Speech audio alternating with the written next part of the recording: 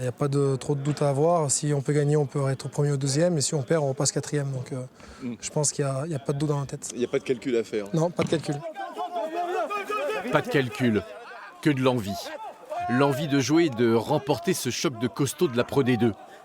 Un choc que le FCG aborde avec une grosse détermination.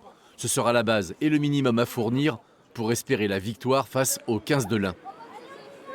On connaît la qualité de l'équipe d'Oyonnax, on sait à quoi s'attendre. Nous, on se doit quand même une revanche par rapport au match de la semaine dernière. Voilà, je pense que les garçons vont répondre présents.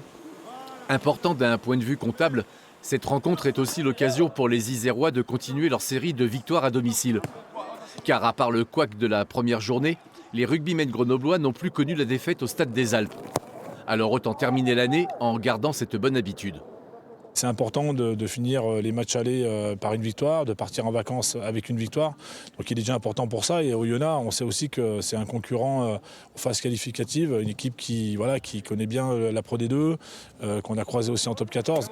On attend du monde en tribune pour voir le dernier match de l'année du FCG. Des supporters nombreux qui n'espèrent qu'une chose, que leur club leur offre une victoire en guise de cadeau de Noël. Et si la première place de la Pro D2 est au bout, alors ça vaudra aussi pour les étrennes.